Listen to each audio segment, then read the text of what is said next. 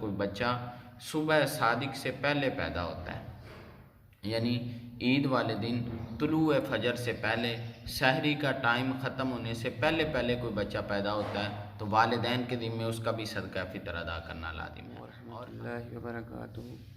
تو آج ہم محلے کی مسجد میں آئے ہیں، ٹھیک ہے، تو آپ صاحب سے پوچھتے ہیں کہ جو صدقہ فطر ہے ہم کس کس کو ادا کر سکتے ہیں اور کتنا ادا کر سکتے ہیں۔ تو چلیے آپ صاحب سے پوچھتے ہیں۔ السلام علیکم، آپ صاحب کیسے ہیں؟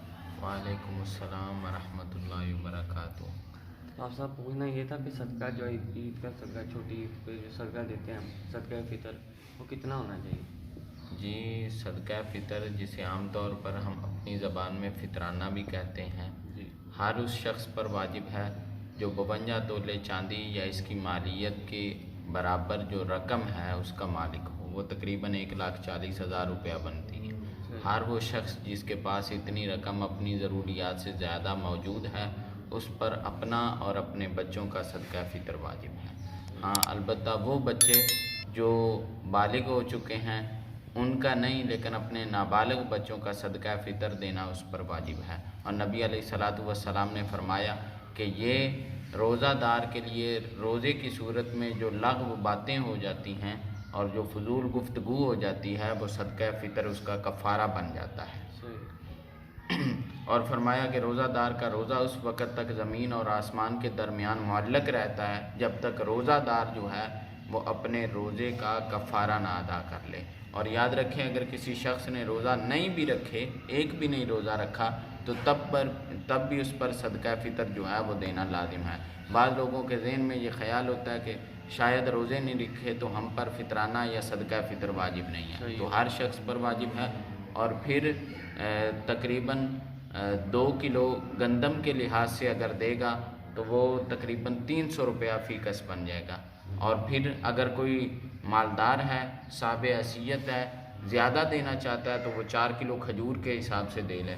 اگر اور زیادہ اللہ نے مال میں وسعت دی ہے تو وہ 4 کلو جو کے حساب سے دے لے، اور اگر اور زیادہ اللہ نے وسعت دی ہے تو وہ 4 کلو کشمش کا سوگی جسے ہم اپنی زبان میں کہتے ہیں اس کا حساب سے دے لے، اور یہ پھر ریٹ جو ہے وہ زیادہ بن جائے گا۔ گندم کے لحاظ سے 2 کلو گندم کا ریٹ یا آٹے کا ریٹ جو ہے وہ مارکیٹ میں تقریباً 300 روپے چل رہا ہے، اور کھجور کے ریٹ جو ہیں وہ مختلف ہیں، اس میں 500 روپے بھی ہے، 600 روپے بھی ہے، وہ جس قدر اس کی مالی وسعت ہے وہ اس لحاظ سے ادا کر لے۔ لیکن اگر گندم کے لحاظ سے 2 کلو گندم کے لحاظ سے بھی دے گا تو صدقہ فطر ادا ہو جائے گا۔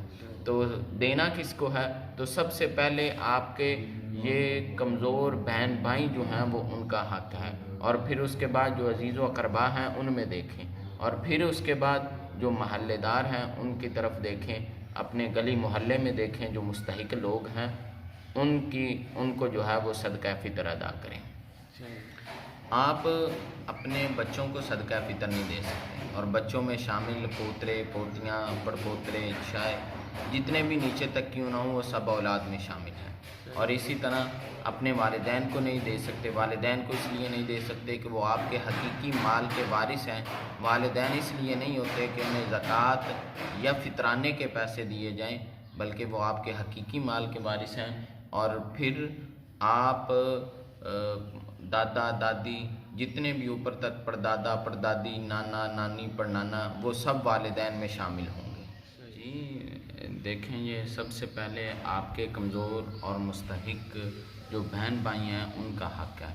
بعض اوقات ایسا ہوتا ہے کہ ہمارے جو ہیں وہ بہن بھائی کمزور ہوتے ہیں۔ مثال کے طور پر اگر کسی کی بھائی ہے وہ علیحدہ مکان میں رہ رہا ہے، اس کی مالی حالت کمزور ہے، یا کرائے کے مکان پر رہ رہا ہے، یا اسی طرح ہمشیرہ ہے اور وہ مالی حالات ان کے کمزور ہیں، وہ کرائے کے مکان میں رہ رہے ہیں، ان کے پاس مالی وسعت نہیں ہے، تو سب سے پہلا حق جو ہے وہ بہن بھائیوں کا ہے۔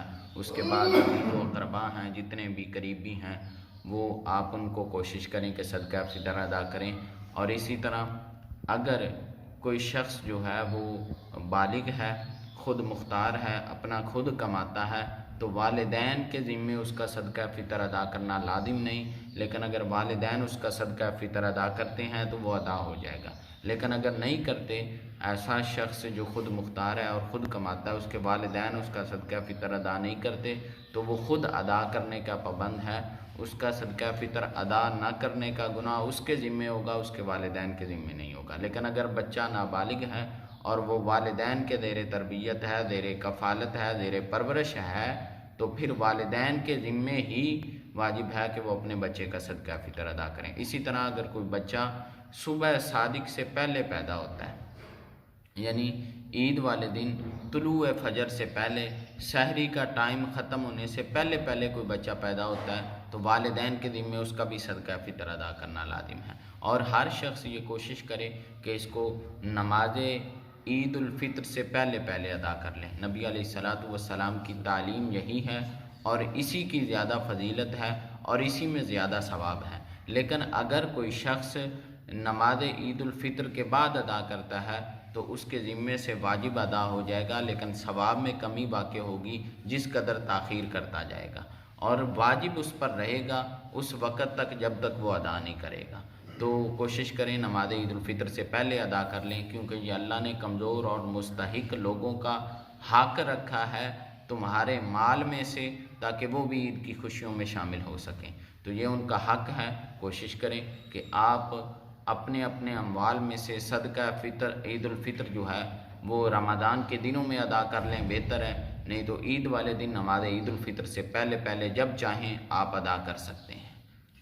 اللہ تبارک و تعالی سب کو یہ دینی فریضہ سر انجام دینے کی توفیق عطا فرمائے. آخر دعواہم ان الحمدللہ رب العالمین. بہت شکریہ صاحب. جزاک اللہ جی.